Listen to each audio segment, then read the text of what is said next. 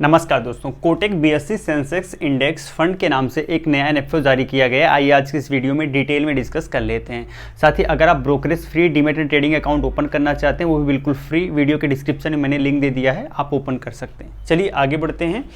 सबसे पहले कुछ ऑब्जेक्टिव के बारे में डिस्कस करते हैं। तो ये जो फंड का एनएफओ लॉन्च किया गया है, इसका ऑब्जेक्टिव है लॉन्ग टर्म कैपिटल एप्रिसिएशन, यानी लंबे समय तक अगर आप अपना पैसा होल्ड करेंगे तो आपका पैसा बढ़ा के देने का प्रयास करेगा। साथ ही साथ ये पूरी तरह से फोकस करेगा बीएससी सेंसेक्स इंडेक्स को। इसका मतलब ये है कि जो बीएससी के सेंसेक्स में जो टॉप 30 कंपनीज हैं उनको ट्रैक करेगा और उन्हीं के बिहाफ पे इसका परफॉर्मेंस मेजर किया जाएगा।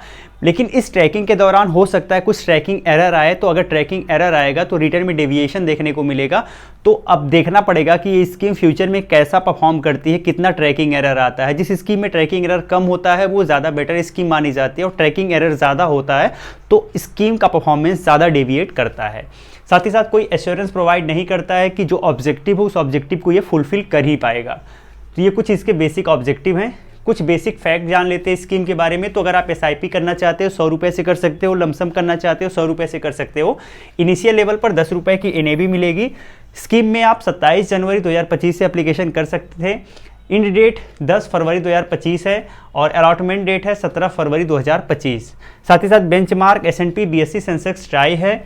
लॉकिंग पीरियड कोई भी नहीं है। स्कीम टाइप ओपन इंडेड है और प्लान आपको ग्रोथ मिल जाएगा बाय डिफॉल्ट, साथ ही ग्रोथ एंड रेगुलर प्लान मिल जाएगा। यहाँ पे कोई एग्जिट लोड नहीं है, अगर आप पैसा कभी भी निकाल सकते हो, कोई एक्स्ट्रा चार्जेस आपको नहीं देने पड़ेंगे। स्टाम्प ड्यूटी 0.005 है। साथ ही रिस्क की बात करते हैं, वेरी हाई है। कैटेगरी इंडेक्स फंड है, यानी इंडेक्स को ट्रैक करेगी, इंडेक्स के बिहाफ पे इसका परफॉर्मेंस मेजर किया जाएगा। Fund manager mister Devendra Singhal हैं, मिस्टर सतीश दोनादपति हैं और मिस्टर अभिषेक विसेन हैं।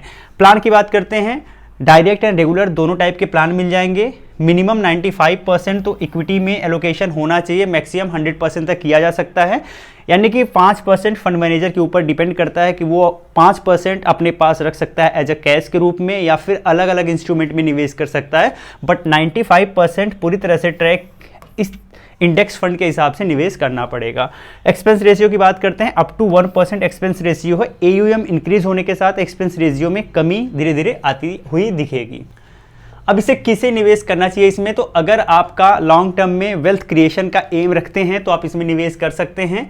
साथ ही साथ अगर आपको लगता है कि आप इक्विटी म्यूचुअल फंड में निवेश करना चाहते हैं और इंडेक्स ओरिएंटेड हो तो आप इसमें निवेश कर सकते हैं। साथ ही साथ अगर आप ऐसा मानते हैं कि सेंसेक्स में जो टॉप 30 कंपनीज है मार्केट कैप के हिसाब से, उनके परफॉर्मेंस से आप प्रभावित होते हैं और लगता है कि उनके बिहाफ पे ही आप निवेश करना चाहते हैं, तो ये आपके लिए बेस्ट स्कीम हो सकती है। साथ ही साथ अगर आप लो कॉस्ट अल्टरनेटिव ढूंढ रहे हैं तो भी आपके लिए बेस्ट हो सकती है। इसमें आपके एक्सपेंसेस कम होते हैं, अप टू 1% या फिर उससे कम आपके एक्सपेंसेस होते हैं, तो यहाँ ज़्यादा खर्चे आपके नहीं होते हैं। साथ ही साथ ये एक पैसिव इन्वेस्टमेंट स्ट्रेटजी है, इसमें फंड मैनेजर एक्टिवली काम नहीं करता है, सो दैट इसमें एक्सपेंस रेशियो भी आपको कम देखने को मिलते हैं। अब यहाँ पर आपको देखना है इन्वेस्टमेंट स्ट्रेटजी को। बेसिकली ये जो फंड स्कीम है ये पूरी तरह से पैसिव इन्वेस्टमेंट स्ट्रेटजी पर काम करेगी। फंड मैनेजर को एक्टिव होकर काम नहीं करना पड़ेगा। बेसिकली ये ट्रैक करेगी इंडेक्स को, और इंडेक्स का जैसा परफॉर्मेंस होगा, जैसा एलोकेशन होगा, उसी हिसाब से स्कीम में भी एलोकेशन आपको देखने को मिलेगा। साथ ही साथ बीएससी सेंसेक्स इंडेक्स में जिस प्रपोर्शन में कंपनीज में, जिस प्रपोर्शन में सेक्टर में एलोकेशन होगा, सेम उसी प्रपोर्शन में इस स्कीम में भी एलोकेशन देखने को मिलेगा। साथ ही स्कीम का कहना है कि ट्रैकिंग एरर ज़्यादा ना हो, इसको रिड्यूस करने के लिए हम प्रयास करेंगे पोर्टफोलियो को समय समय पर रीबैलेंस किया जाए। साथ ही स्कीम का ये भी कहना है कि AUM का कुछ पार्ट हम अपने पास रखेंगे जो कि अलग अलग इंस्ट्रूमेंट में भी हम निवेश करने के लिए सोच सकते हैं। तो ये कुछ इसके इन्वेस्टमेंट स्ट्रेटजी के बारे में हमने बात कर लिया। अब इसमें कुछ रिस्क इन्वॉल्व होते हैं, जैसे पैसिव इन्वेस्टमेंट रिस्क। इसमें फंड मैनेजर एक्टिवली मैनेज नहीं करता है, जिस हिसाब से इंडेक्स परफॉर्म करेगा उसी हिसाब से स्कीम आपको परफॉर्म करती हुई दिख सकती है। ट्रैकिंग एरर बीच में आ सकता है, कुछ स्कीम में ट्रैकिंग एरर बहुत ज़्यादा होता है तो रिटर्न बहुत ज़्यादा डेविएट करता है, कुछ में ट्रैकिंग एरर कम रहता है तो लगभग इंडेक्स के इक्वल उनका परफॉर्मेंस देखा जाता है। तो वो पूरी तरह से डिपेंड करता है कि स्कीम फ्यूचर में कैसा काम कर रही है। इसमें वैल्यूएशन रिस्क हो सकता है, इंटरेस्ट रेट रिस्क हो सकता है, प्राइस रिस्क हो सकता है, क्रेडिट रिस्क हो सकता है, लिक्विडिटी रिस्क, री इन्वेस्टमेंट रिस्क, मार्केट रिस्क, तो इस तरीके के कुछ बेसिक रिस्क इसमें देखने को मिल सकते हैं। आइए डिटेल में देखते हैं रिस्कोमीटर को।